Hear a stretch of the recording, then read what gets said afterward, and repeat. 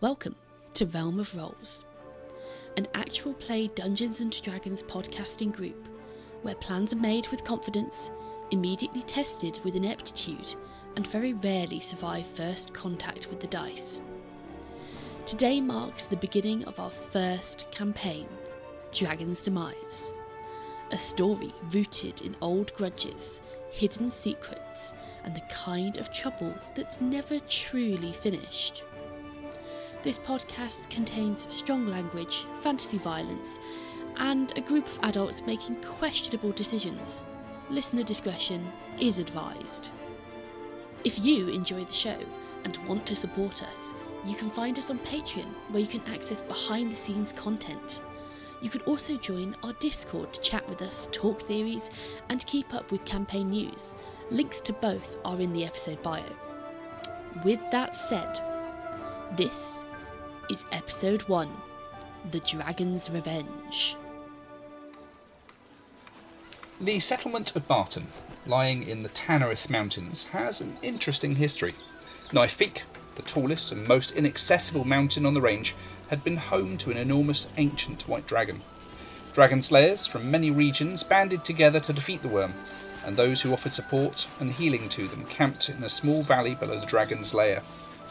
With the beast defeated, they chose to stay in the beautiful valley, and over time the town grew, buying whatever the people needed with the dragon's wealth.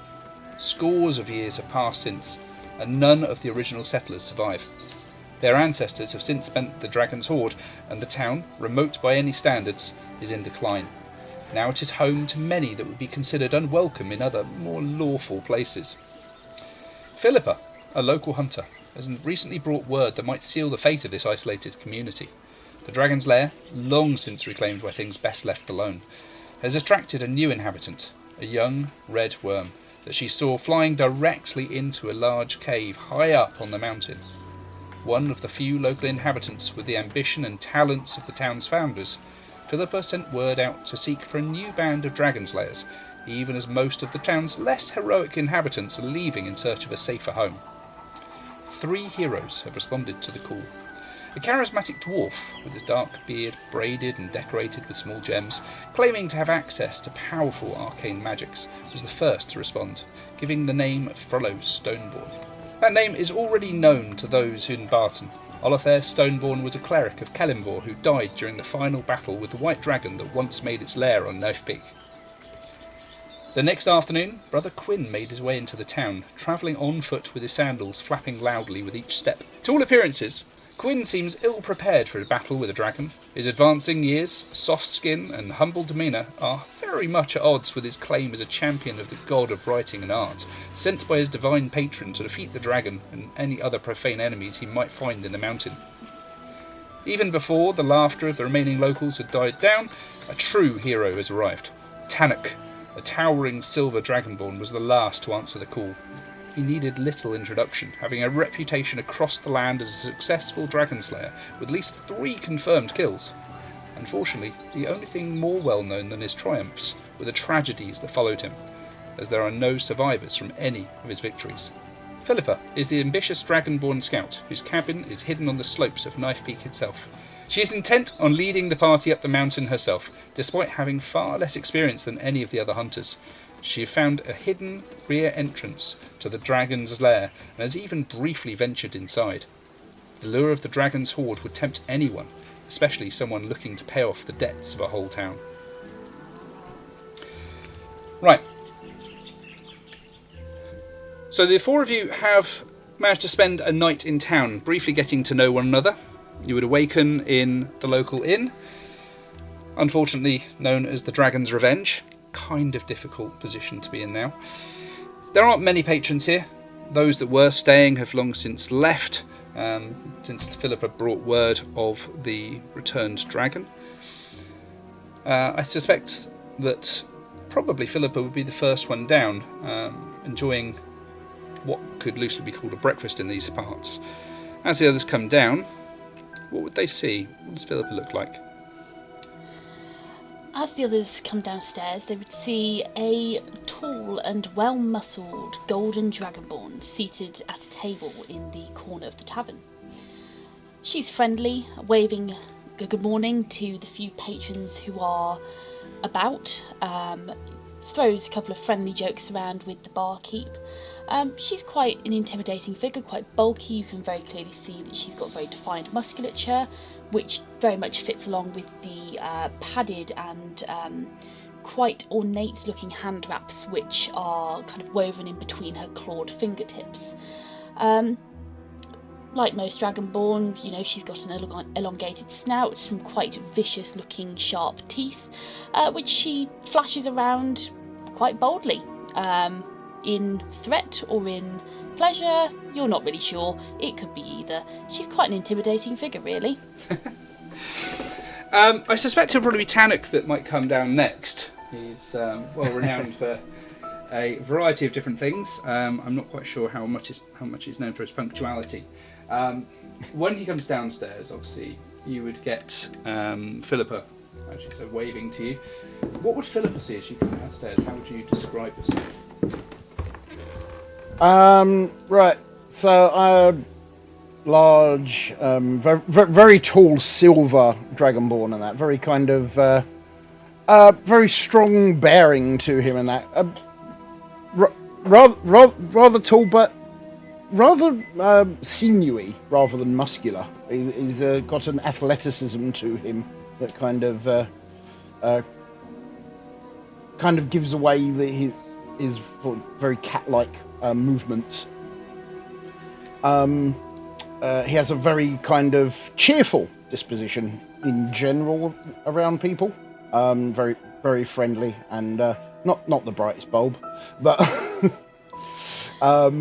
but definitely he knows his stuff when it comes to dragon hunting. Wears a line of different ornamentation taken as trophies from his various exploits, and that scales, teeth, and claws of various different sizes, and that. With the intention of travelling relatively early in the morning to make the most of the daylight, Knife Peak being probably about 2 days worth of travel if Fillipa is to be believed. How would you be prepared for the journey? What would you be wearing? What arms and armour do you bear? So I generally carry a longbow and a greatsword, which are both kind of crisscrossed across my back with a quiver between. A green tunic and that covers over heavily studded leather armour. A pair of very ornate gauntlets are on his arms that are lined with silver and gold, as well as a long flowing cloak and hood. Fantastic. With cutouts in the hood for his various head spikes. Something tells me that Frollo would be the next down. He's probably quite heavy on the steps despite his size. And what would the others see as you come down and approach the breakfast table?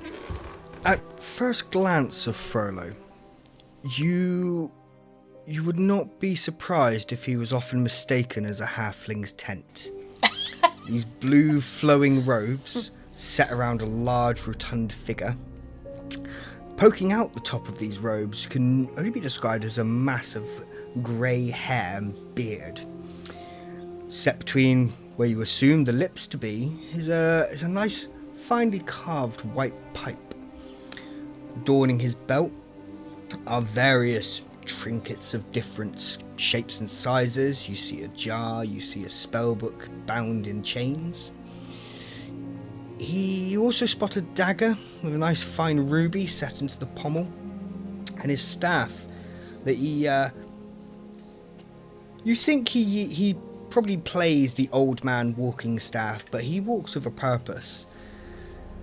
The staff is finely carved in white until it reaches the top where 3 strands of black stone encircle an emerald. Okay. And he seems to just calmly walk down, pop his pipe in his mouth, just light it. His eyes light up, he goes, breakfast. He proceeds to go and help himself to a fine plate of sausages. Well, when biting into it, he might not be too impressed by the fine plate of sausages. Aside from the fact they've probably been warmed up for the last 2 days, they're also about a week old. No one else has been eating them. Having those sorts started your breakfast, though, after a little bit of time, I suspect we might then meet Brother Quinn making his way downstairs. Quite a striking figure in his own right. How does he appear to the other companions? Well, I think if anybody could see Brother Quinn actually coming down the stairs, they would notice that he's very short of stature, very round of stature. In fact, his roundness almost matches his shortness. He waddles slightly because of it. So when he walks, you notice that he's swaying slightly to the left and to the right, as a natural swagger. He has a very round melon-type head. He's got very rosy cheeks and a rosy nose. He has a bold pate, so very much almost like in a monk style, with a bold pate on the top, and very thick bushy eyebrows, a beard, moustache. All his hair is very white. He's probably, you would put him around mid-60s, human. Furrows in his brow. He's wearing an ivory cassock, which comes down to just below his knees. So again, rather like Frollo, it looks rather tent-like, but it's gathered at the waist by a piece of cord or rope, which is tied round 2 or 3 times to act as a sash. He has a single leather pouch on his side. And below his cassock, he has, sort of from the calves down, he has nothing on his legs, so he has bare legs, bare feet, and he's wearing a pair of soft brown sandals. He also has about his face adorned a very thin, round, wire-framed pair of glasses, which just perch either side of his very rosy end of his nose. He's got a bit of a cloak, like ecclesiastical cloak going on, to keep him warm if that's what he needs, and the usual backpack that you would expect for a traveller. And he'd wander down and look around and just give everybody a wave, and he'd just waddle up and pull himself up a chair, I think. But I don't think he'd partake of breakfast. He's fairly devout, and breakfast is something that perhaps he wouldn't take. Okay. So you would have had a chance to meet each other and chat the previous night, at least exchanging a little bit about yourselves. How much, of course, I will leave to you. This day, of course, is about getting to Knifebeak. Only if one of you really knows the area. That's Fillipa. And after breakfast, you'll be able to gather any belongings left in your rooms, and I think that a little conversation with the innkeeper will reveal that he's not that fussed if you leave anything there. Of course, assuming you don't come back, he'll just have access to whatever you've left there. He does promise to leave the rooms vacant for you, but you do get the impression that it's largely because no one else wants them. Making your way outside, you obviously step out into daylight at Barton. Barton itself is, well, at one point was quite a prosperous town. After all, a dragon's hoard was spent here. But at this point you can see that the area leaves much to be desired. There are small groups of people just hanging around on the corners of the buildings. They give you a bit of a funny look, but wouldn't dare say anything to such an august band, especially one supposedly led by Tanuk. That said, they've probably encountered Fillipa previously as well, and definitely wouldn't cross her very willingly either. With those looks digging into your backs, you'll make your way down and out of the town, and led by Fillipa, head in the direction of Knifebeak. It is an absolutely gorgeous day up here in the mountains. There's a cool breeze coming through, counteracting the sun's harsh rays. You do see a few rather adventurous mountain goats hanging around. Of course, if someone had told them the dragon moved in, they might have hidden for a little bit longer. Fillipa, you know this journey will take a couple of days, and you will have recommended to everyone to pack enough provisions for that period, and perhaps for a little longer. Knowing the slopes pretty well, you can take people on what you'd know to be the shortest path in the direction of the dragon's lair, and the day will pass uneventfully. This climb's steep, and any of our adventurers that were perhaps less than fit might find themselves out of breath within the first hour. In fact, might need to stop once in a while. But by the end of the day, you've made good progress. You've gone far past the base of Knife Peak. The scenery here is absolutely beautiful. Might be the reason why Fillipa makes her home here. But it is treacherous. And it is something you find yourself having to slow and take your time on by the time the evening rolls in. When you make camp, obviously you've not had to do this before.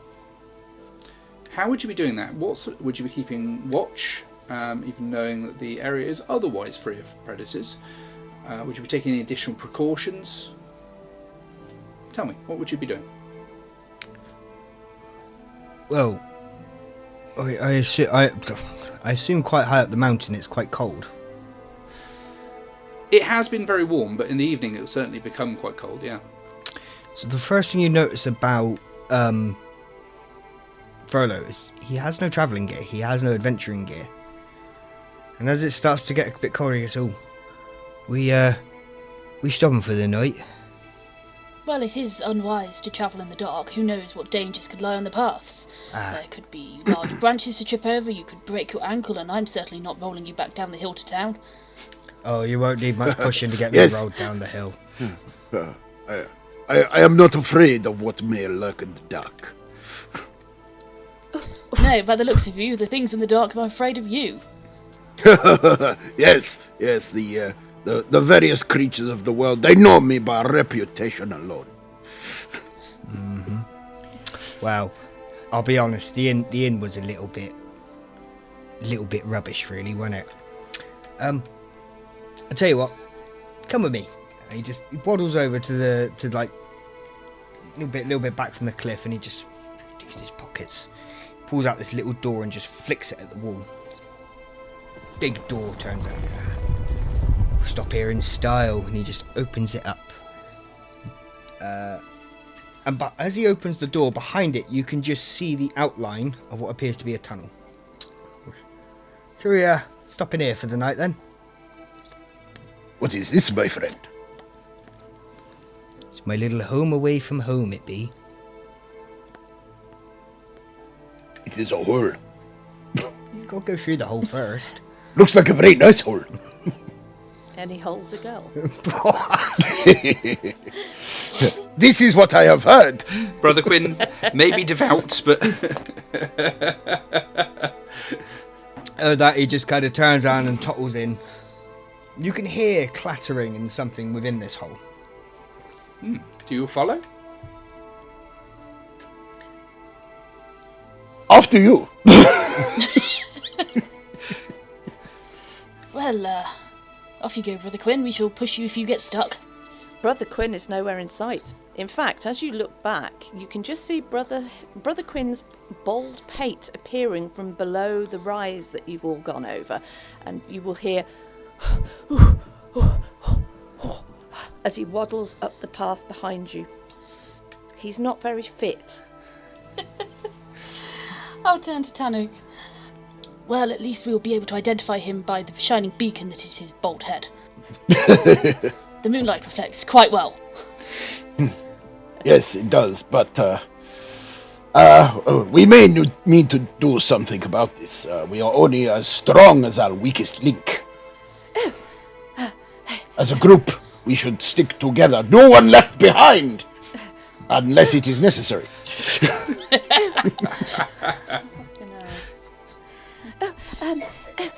Hello. Have we got there yet? Yes, I think this. Oh, what have you got there? There seems to be a hole. Quite astute, yes. Frollo's head will just pop out.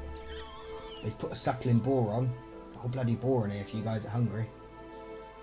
He kind of looks... Right, I'm in! kind of looks at... Sorry, Sam, what's your character's name? Quinn, Brother Quinn. He looks at Quinn and goes, I think they can rustle up some roast veggies if you're that way inclined.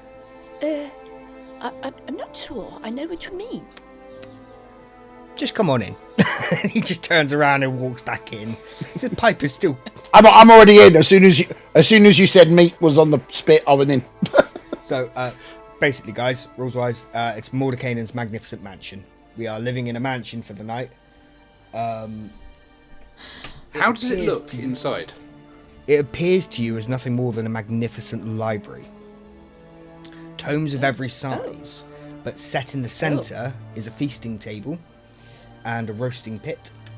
And you can see rooms off to the side of it, to which Frollo will just glance towards them and say, your bedrooms, one each.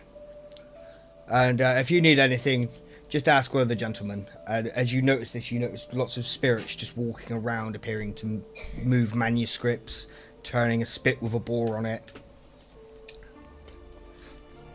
Oh, this is rather magnificent, isn't it? Yes. Books. And he'll waddle off to look at the books. I'll pull up a chair at the table and that, and immediately put my muddy boots up on the table. This is quite magnificent, my friend. I imagine every time you move your boots, an unseen servant comes along and just wipes the spot, disappears, you move your boots again, and another one just comes by and wipes the spot.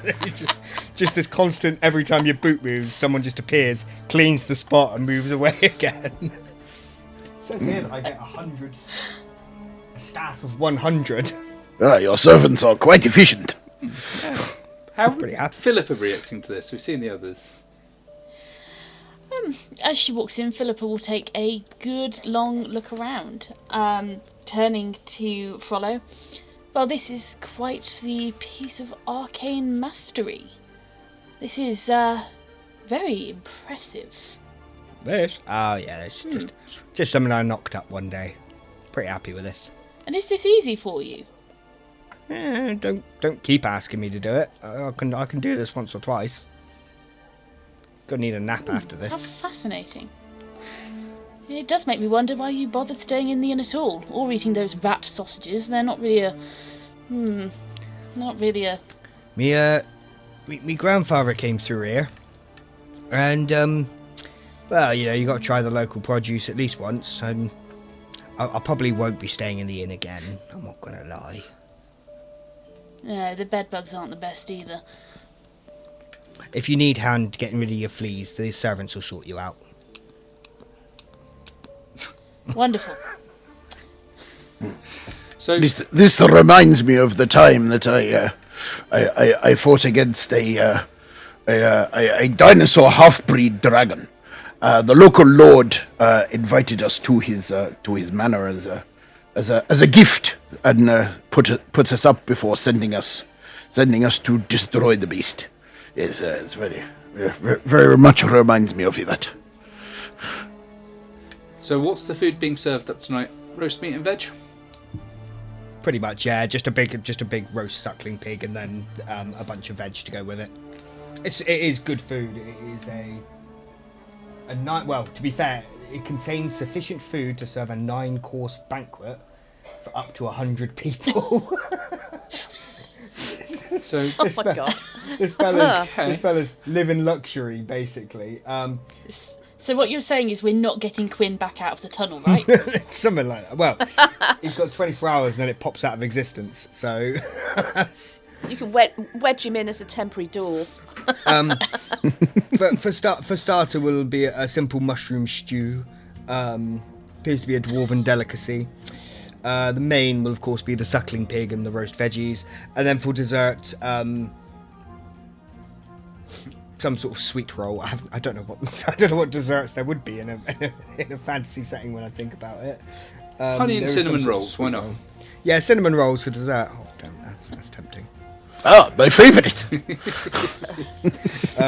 So it's as you're sitting down to enjoy your dessert, and perhaps having them served up on silver platters in this very opulent place, I'd like you all to make me perception checks, please. We're physically rolling, aren't we, Rikh? Yeah, physically rolling. We're all Sweet. having fun. all in different places. So give me your results from home. Is this a passive wisdom or just a wisdom? This is a standard perception check. So passive wisdom is just used basically to spot things Right, as you're walking okay. past and that sort of thing. Okay, perception. Okay. Sweet. That is a 16 plus 5 for 21 for Fillipa. Nice. Hey, good roll. Okay, Gus, what have we got for you? I got a. I was tucking into a bit of wild boar and I wasn't really paying attention. I got a 2 plus 12 for 14 total. Tanuk's, one of those fairly naturally perceptive guys, but when you've got boar on the table, especially when it's cooked well, I can understand being a bit distracted. What about Frollo? Oh, sorry. No, carry on. Frollo appears to have eaten his fill and has probably nodded off slightly and rolled a 2 and got a 2. He's very much engrossed in his food then. Okay, that's fine. And I more think of it as that post big meal nap.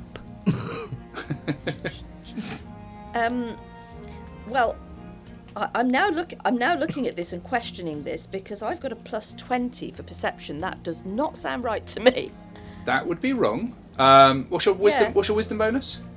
Plus 5. And what's your sorry. You should have plus 10. I shouldn't be plus 20. Yes. No, I was going to say I've never had a plus like that. That's the kind of thing where you don't say anything to the DM. Okay? Just being honest. Okay. Yeah, but Quinn is an honest guy. Yeah, and now I'm going Right. to watch all of Fias's rolls for the rest of the session. Okay, so Brother Quinn, he rolled a 7 plus a 10 for a 17. Fantastic. So, as much as he might be enjoying the food, he's also a bit more alert to his surroundings and the perhaps more renowned companions. Both Fillipa and Brother Quinn hear an enormous noise from outside.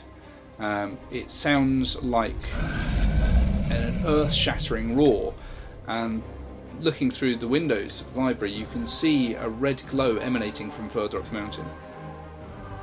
Oh, good gracious, what on earth is that?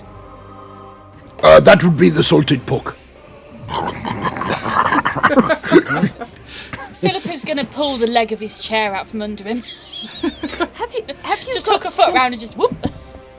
Have you got stomach troubles, my friend? No? No, I can hold my meat. I think stomach troubles are the least of your worries. Look through the window. It's the worm. See? What? She'll throw something. She'll throw something at Frollo, seeing as he's like napping by the fire. She's assuming she'll just not something hard. It'll be like a sweet roll, and she'll just bounce it off his head. Here. Where's your manners in someone else's house? What? Now's not the time to be worrying about manners. Yes, we are guests here, my friend. So, even as if to punctuate your statement, there's another one of these incredible roars. Obviously, echoes across the mountain, and this red glow is sort of amplified for just a moment.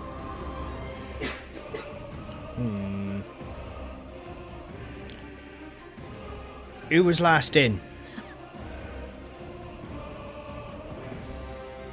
I'm going to take a wild guess and just say Brother Quinn. Because at Brother least Quinn. the others had to get through the door somehow. I think that might have been me. Why? Did you close the door? I can't remember. Oh, bugger. I don't know. Hurry. Don't remember closing the door. I thought there might have been somebody else joining us. Frollo with Who? the... There's only 4 of us here. Well, I don't know. Maths is not my strong point. Frollo with all the elegance of a full elephant. He stands up and he sort of wanders over to the door and pokes his head out and looks up the mountain a little bit. So, just for a moment, you're going to catch the last vestige of what looks to be some flames from much higher up the mountain. You can't see the source of them. It's too bright and obscures any other detail at that height. But coupled with the sounds that was heard, there can only be one source. That, or things are a lot worse than you realise, and there's now 2 of them.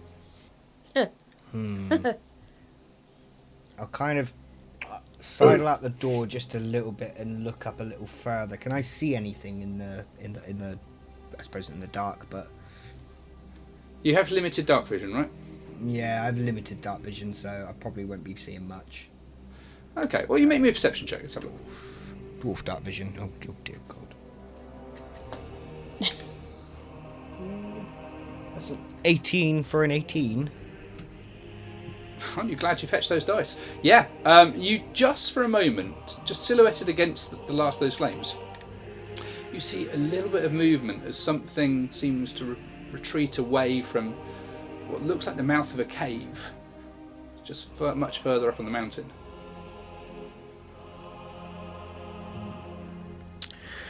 Frollo's just kind of look up there, think for a moment, walk back in and close the door. Walk back into the main room and go, looks like that's a tomorrow problem.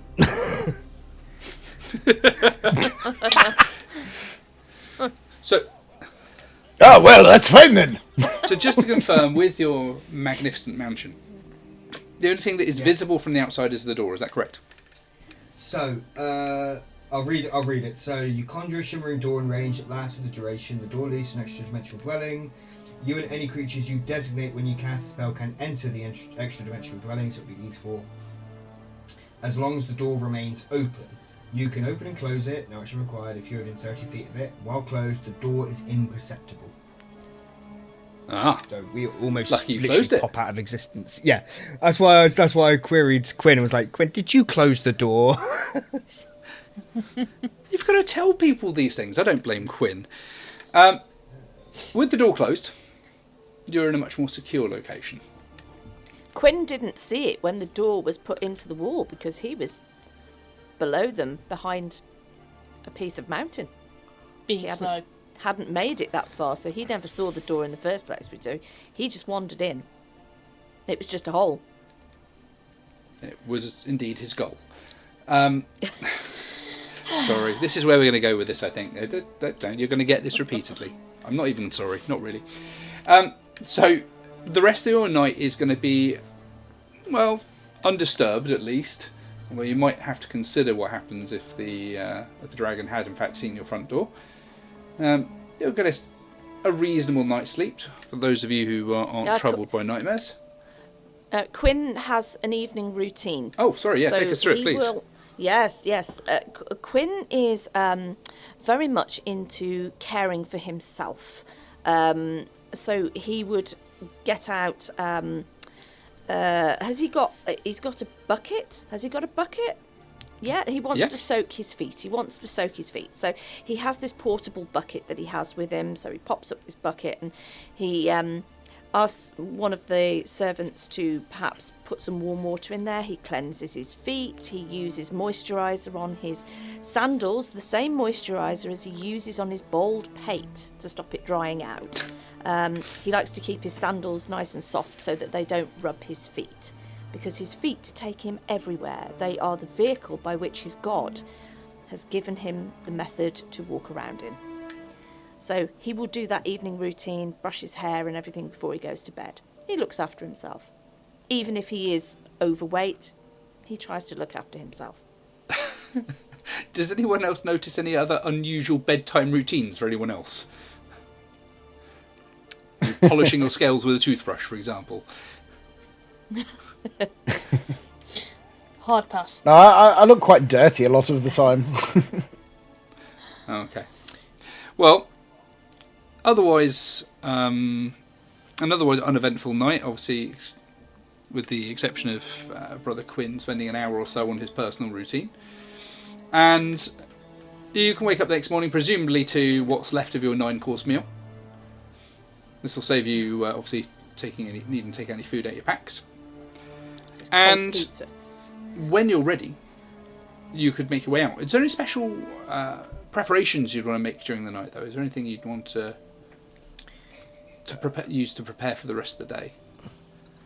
I think Fillipa would tell you Yeah, it's going to take a few hours to get up the mountain, but once that climb is completed, you should be able to find the entrance to the lair easy enough. Yeah, at some point earlier on in the evening, I think Fillipa would have asked Frollo if she could go outside to do her meditations and just come back in, whether the magic would allow that. And assuming she got a positive response at some point in the early morning before everyone else has woken up, she'd kind of quietly slip out to do her morning meditations. Probably spend about an hour doing that and just getting ready for the day outside, and probably come back in once, a couple of people are up and about. Just going to find a quiet space outside, yeah? Yeah, reasonably sheltered for Fillipa. She it's a morning thing for her where she'd go and she would get herself prepared for the day and do some meditations and some kind of exercises to get herself up and going. So it'd be a relatively secluded spot where she could just do that in peace and privacy, surrounded by nature, really. Yeah, of course. Although you will excuse me, if you're going outside for a bit, I am going to roll to see if you find anything out there. Or specifically if anything finds you. I mean, let's just check. I will specify to her before she leaves. Just make sure you leave the door open, otherwise you ain't getting back in. And when you come back in, close the door. She'll make sure she leaves like a little rock in the door jam so it doesn't shut completely. Well, I think the most interesting thing that might happen to you while you're meditating is a small robin that, apparently mistaking your stillness for someone who's not going to move and disturb it, settles down on your lap for a little bit. When you move, it'll fly off, and in a certain amount of surprise, you'll be able to make your way up to the door with no other interruptions. Excellent. Yeah, she'll watch the robin fly off, watching it flutter about as it goes, and then just return and probably walk back in through the door, shutting it behind her just as a couple of the others are eating breakfast. Sure. Sorry, Cam? Yeah. So the only thing you see Frollo do is he appears to, unless you are aware of the arcane arts, he appears to be casting a few spells as the day begins and preparing a few things. So what spells is he casting? Is it something that you wanted to just send on a little... So perhaps let us know what you're casting? Yeah, I will message you what I'm casting, actually. I'll keep it private because... Keep it private and see if the party notice it. Yeah, we'll do it that way. To be fair, it's 2 spells. You want to just cast a few preparatory spells privately, yeah? Nice and easy. Yeah. Yeah, no problems at all. If you want to keep that to yourself. Obviously, everyone's got their own things that they're able to do for the day.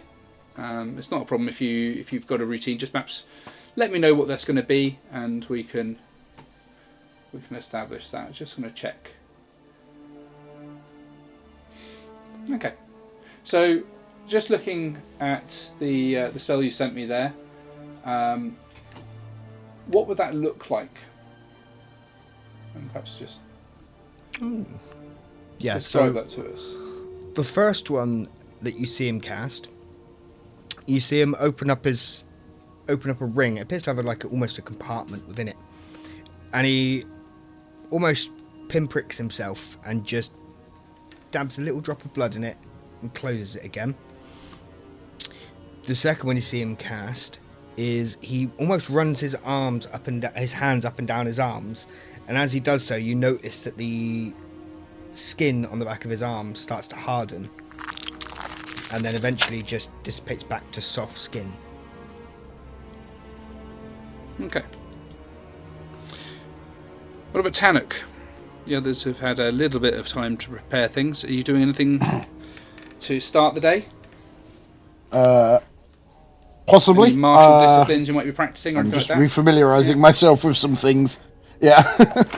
I'm going to be going outside and basically just very carefully and trying to keep myself as hidden as possible. Just scout ahead on the path just a short ways, just to make sure that there's nothing.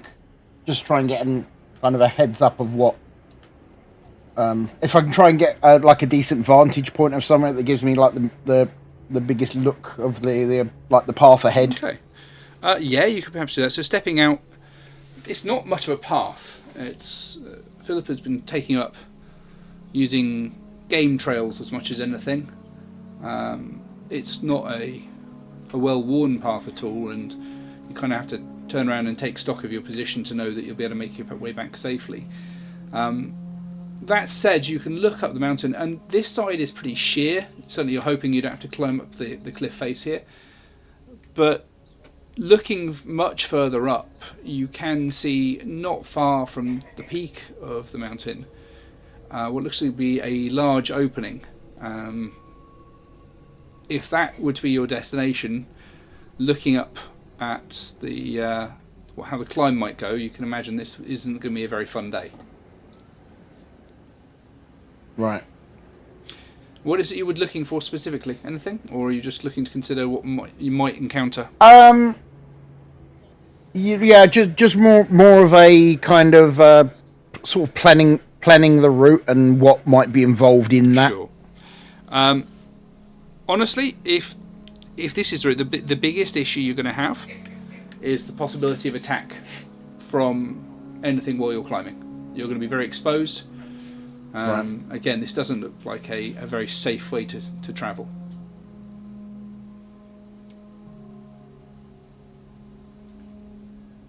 Okay, I will. Once ascertaining that, I will head back. So once you have all had a chance to discuss your routes, Fillipa, you know actually although this climb outside, if Tanuk were to mention it, you know full well that this is something that was used originally from the original dragon slayers here to climb up to access the dragon's lair. The cave at the top is indeed known to be the original entrance. But what you found isn't the main entrance. You found what you think is probably the back entrance. A little bit more secluded, hopefully a little bit safer. Although from what you've seen, no less impressive. When you were ready, presumably after Brother Quinn's put some more cream on his pate and his feet. Yes, and he would have had his morning conversation with Demise, his god, as well. It's probably a very one-sided conversation, but it is a very one-sided conversation. Yes, he talks to him as if he's actually there in front of him. Okay, but he's not. Frollo, you will notice from Frollo, his accent seems to slip between what you assume to be a traditional dwarf accent and a more human accent. But you can't tell whether it's being put on or not. And all through the night, whenever you stared at him and he was having a moment, he always seemed to be staring into the fire and smoking his pipe, almost paying no attention to the world around him. Explains why he didn't notice the dragon roaring outside. And the soundtrack from The Hobbit plays behind as he does that, correct? Pretty much, yeah. Sorry. No. We have to be careful of copyright. A soundtrack from a well-known film by the Tolkien Foundation plays behind. Yes, the Habit. One of the unseen servants is a bard. not a series of dwarves. Yeah, indeed. It's actually like a 12-part choir. Oh God. Oh dear. I must say, this journey so far has been rather unexpected. I think we should all go on an adventure. What, there and back again? No. Yeah. I was trying to play the theme tune back in, like the Hobbit theme tune back in my head then, but for some reason I slipped into the Hovis advert.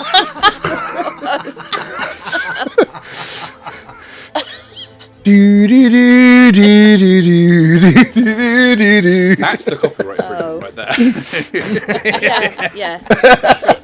Yes, you think you're going to get sued by Wizards of the Coast or somebody else like that, or the makers of Lord of the Rings, but no, it's going to be the Hovis guys. The bread mafia are out to get you. Nobody's going to get copyright struck for my singing voice. So. It's worse. It's worse if we get a message from you one day, Sam, that says, "Oh, we've got a sponsorship. Oh, who from? The Tolkien Foundation? No, from Hovis." It's going to be now. Oh, that Warburtons are going to try and get their ear in anyway. First, okay. So after having had an interesting night, full of apparently cream and food, you will shut down your mansion. What does that look like when you come up from the mansion? Does you just shrink the door down? How does it work? Literally, he steps out of the mountain, last one to step out, he makes sure everyone's out, and he just closes the door, coughs twice, and the door just starts to slowly shrink, and he eventually picks up this little gold amulet in the shape of the door. Just puts it back in his pocket. And Quinn will stand there looking at the view from the side of the mountain. He'll take in a deep breath, feeling how wonderful it is to be alive and how his God has given him the most beautiful view. And then he's going to... and he's going to flap out this hanky that he's got tucked in his in the rope belt on his cassock. And he'll raise it, wait, you'll watch his face screw up, and for a second time he will... excuse me, everybody. I'm so sorry. I suffer from hay fever. And he's just going to... and then he's going to then just pop his hanky straight back on his side, tuck it back in his cassock again in the rope. Well, that is going to resonate absolutely wonderfully in the lair. Breathe it in, my friends. Perfect day for dragon killing. Yes, absolutely wonderful. I'm not really used to this, so... We're coming for you, you bastard! Okay. I'm not really used to this sort of thing at all. I don't really know what I'm doing here. I had a vision, and it was a dream, but I won't bore you with it. I just don't know what I'm really doing here. I'd rather be at home with my parishioners. Frollo's just going to lean across while staring at you and just go, "A few runes short of an alphabet, aren't you, mate?" I'm sorry, I'm sure I don't know what you mean. But bless you anyway. I'm sure too.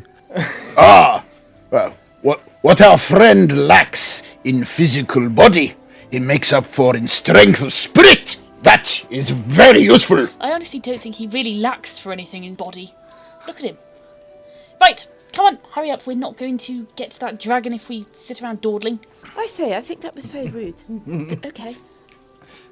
I'll be right behind Yes, you. well, forgive and forget all that. Turn the other cheek, whatever it is you do. Oh, well, bless you, child. Bless everybody. And bless this wonderful day. And with that, you turn to look up the mountain, and a bird shits in your head. Oh, Demise, thank you. That's going to be very lucky. I think that's going to be a good that is good fortune, my friend. Very lucky. He's going to... Fortune will smile on us this day. He's going to take his snotty... his hanky back out of his pocket, flap it around, and you will notice that the hanky is completely pristine and clean. Do you like mean it's snot new. clear? And he's going to wipe the... Yes, it's snot clear, yeah. And he's going to wipe his bald pate where he's just been shit upon, and he's going to flap his hanky, and then mop his brow, and then he's going to tuck it back into the rope in his cassock again. Okay, I'm all ready now. We can go. Excellent. And After Fillipa will after lead you. the way. She's just going to power on between the three of them and just go. Yes, lead the way. That's what I'm doing. This way. If you get eaten first, we have fair warning. Okay, so you start making your way up the mountain. Obviously, Fillipa, you know these trails better than anyone. You'll be able to find the point at which the path would continue around this edge of the cliff, and it's a bit of a sharp climb, but I would say you make it there without trouble. But in all honesty, Brother Quinn might appreciate some assistance heading on up around. Can I ask, please, for you to all make me an athletics check? I know you're really good at this. So just to explain, I'm going to do this as a group check. So as long as between you we get 3 successes, there's no problems at all. If it's 2, then there might be a problem, and if it's 1, then there is a problem. 18 plus 6 for Fillipa for 24. We'll call that a pass. Just about right. Just scraping it. Oh no. Showing off. Oh no, Mike, no. Mike, no. What have you done, Mike? 11 plus 11 for 22. Success. Okay, I have the Mike, feeling what we have want you to done? wait for Mike, so I'm going to ask for Brother Quinn. What did Brother Quinn get? I don't think it's much better. I think it's going to be interesting. Well, Strangely, Brother Quinn has a +7 to his athletics. I don't know how or why, but he does. He's a strapping fellow. But he's only rolled a rolled a 1 to add to that for an 8. Oh, God. Were you expecting to lose someone as they fall down the mountainside this early on, Rikh? My son was just asking me, are they all going to die tonight? Is it going to be just a one shot? Is everyone going to be dead? And I said, no, there's no chance of that happening. Okay. Well, I'm going to just exercise a bit of license here, and I'm not going to say that I rolled a 1 +7 for an 8. I'm going to say that I've got a +7 and I rolled a 1 for an 8. Is that okay? Yeah. Does that make it any better? Honestly, Rikh, you. you've got the players doing the dragon's work for you at this point. Honestly, We'll get you next. easiest time as a DM. Yeah. You can try. Okay. What about Frollo? Did you also roll a 1? You also rolled a 1. And with a minus 1 on athletics, got a total of 0. So you know what I say about the 2 passes, and there might be a problem? I think with 2 nat 1s, you're about to have a bad day. So it's pretty obvious to me that Fillipa would be the one leading the party. Tanuk, of course, being the renowned dragon slayer he is, would be chomping the bit and trying to go next.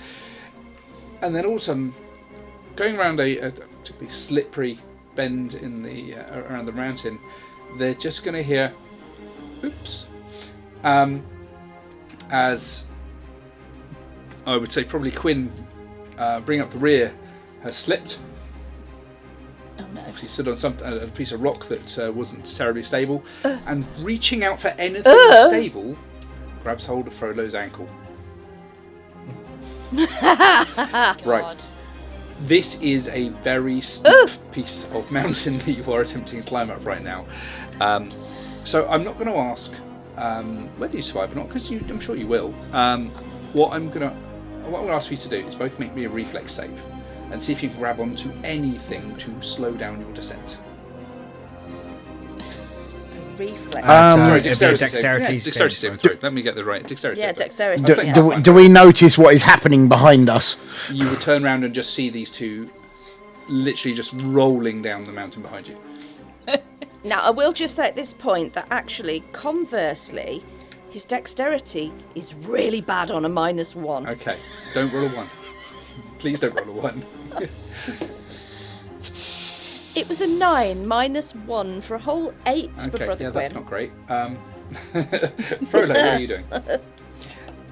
Frollo got a 14 for a grand total of 15. Okay. Yay! So having let go of Frollo's ankle as they both begin to fall, Frollo, you fall down about 15 feet or so before grabbing hold of some ancient tree roots and find yourself in a position where, looking down, you can see Quinn literally rolling further down. Instead of grabbing a tree root, can I have grabbed Quinn? Oh God! I'm well aware yes. of the consequences of this. I think I know where you're going with this. I'm going to say yes. Obviously, Tanuk and Fillipa, you can look down and see this happening. What have you got in mind for Frollo? Because Quinn's in trouble here. I would like to cast Dimension Door. Because I can While take somebody you are rolling. It is only a verbal component. It's a verbal component, and I just need to see where I'm going. Okay. You are in the middle of falling. So I'm going to ask for a concentration check here. Yeah, that's fair. And if that is successful, then the spell will go off and you will do something very heroic. The first heroic act we'll see. So I get advantage on this. Yep. Do you have proficiency to concentration? So this is literally a constitution saving throw. And you will have That's you are right. proficient in that.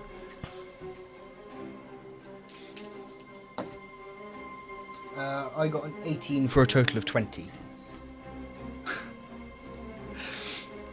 So Sweet. that's very, very fortunate, and I'm so glad for you. I'm just rolling a couple of dice here because they're still relevant. Ooh. Ow. Okay. So there is this moment where obviously you're both skidding and sliding and rolling down the hill. Quinn, you've lost grip of the only thing that was maybe going to save you. Frollo, you grab back on, take stock, and as you rotate round, concentrate, focus, and cast your spell. Where are you aiming? Are you trying to get back up to where the other two are, or just the nearest piece that's safe? The range is 500 feet, and I'm aiming so we were stood next to the other two. Whose names I've completely forgotten. Fillipa and Tanuk. To Fillipa and Tanuk. So I can. Sure. It just basically says you can describe by stating distance and direction, or Yeah. a place you can see or one you can visualize. So as long as I can see those two, straight to there, if they're within range. I'm assuming so. It takes a moment, and you are able to spot them. And as you rotate around, you cast your spell, you really focus hard on it. And you find yourself, with a little bit of momentum, travelling back up the mountain and standing back next to Tanuk and Fillipa on this relatively narrow trail. You've both been battered and bruised. Frollo, you have taken 7 points of damage in your fall. And Brother Quinn, you have taken 11, a particularly nice gash in your left arm as you've travelled the express route down the mountain. Well, thank Demise for that. Oh gosh, that wasn't nice. My sandals are rather smooth on the bottoms. How are you, my friend? You took a nasty tumble. I did. Thank you for asking. That's very kind of you. I think I'll be all right, but just a little bit battered and bruised. I think. I'm more concerned that you are in full peak condition for what is ahead of us. We cannot afford to be less than our best, as it were. No, it's fine. I think I can manage that on my own. Thank you very much for asking, though. Very kind, very kind. So, I think that given there was a certain amount of risk attached to that, I think that we're going to award Frollo a point of heroic inspiration for this. Woo! Because that otherwise could have gone fairly badly for Brother Quinn. I'm sure he would have bounced, but I'm not quite sure where he would have bounced to. So again, for those who are not familiar with the new version of 5th edition, essentially, if you have a point of heroic inspiration, you can spend it to reroll any dice immediately after rolling it, but you must take the new result. Okay? So the other option, if you do gain a second point of heroic inspiration, by the way, you don't get to keep it, I'm afraid, you have to immediately give it to someone else nearby you. You can never have more than 1 point at a time. Alright? So, Brother Quinn, while Brother Quinn is stood there, he's obviously having a look. He's trying to dust himself down. He is going to cast Cure Wounds on himself. first level? So he's going to do it. So that's 2d. First level, yeah, so 2d8. That's a 1 and a 6 for 7 points back. Excellent. So out of interest, because I think this is something we're going to see a reasonable amount of, when Brother Quinn casts Cure Wounds, how does that look for him? I think he would hold his hands up to his... He literally would hold both palms upwards, outwards, as such. One left, one right. And he would just... I think he would mutter a small prayer to Demise. You would hear him mention Denise's name. But the mutterings would be kind of under his breath. And then he would cross his hands over and the opposite hand touch each shoulder. And you would just see like a silvery glow. Okay. A silvery glow. Obviously, that was a bit of a close call. Frollo, do you need to do anything to recover, or are you going to be okay? Oh, I'll be fine. I'm just, my pipe's gone out.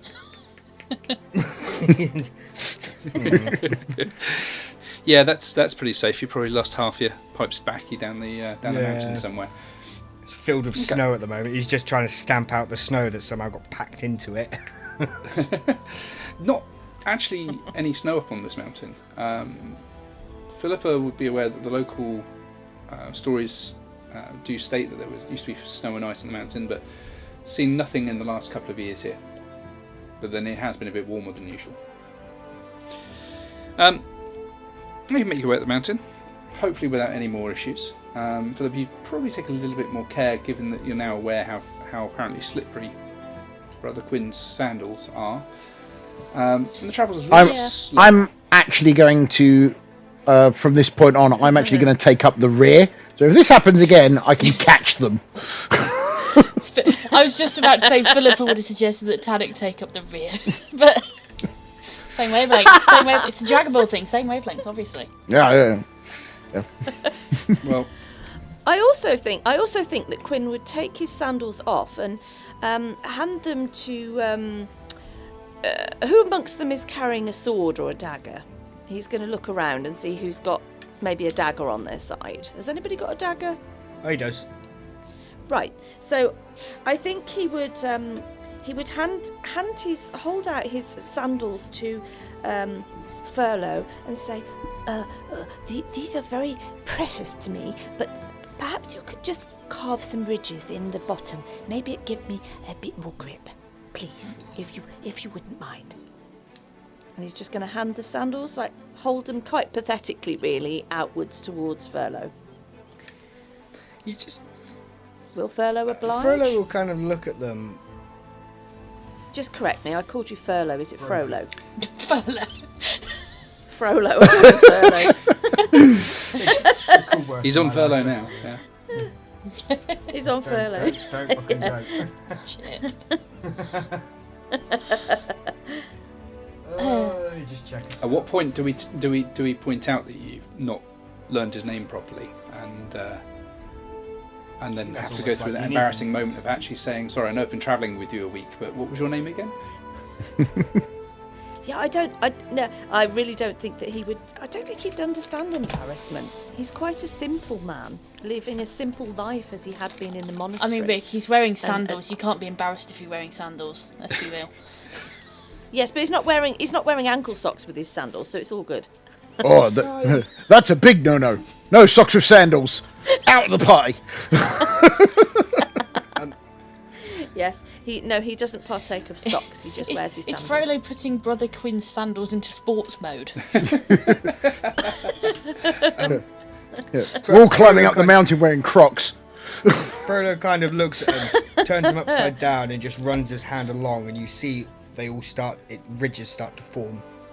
That smooth finish starts to ridge. Ain't perfect, but it will do the trick. Excellent. He looks at them and he beams. His rosy cheeks beam. Oh, thank you so much. That's amazing. Oh, I wish I could have had this done earlier. If you only knew how many times I'd fallen over in these. And he puts them back on. Finishes stamping down.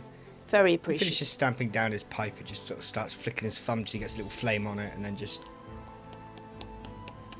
no issue. Just lighting his pipe. Yeah. For those that can't see you miming.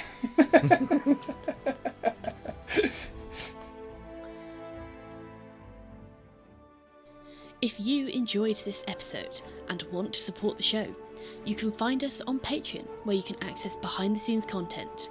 You can also join our Discord to chat with us, talk theories, and keep up with campaign news. Links to both are in the episode bio. The next episode will be out on Thursday the 8th of January. We hope to see you there. Until then, keep rolling.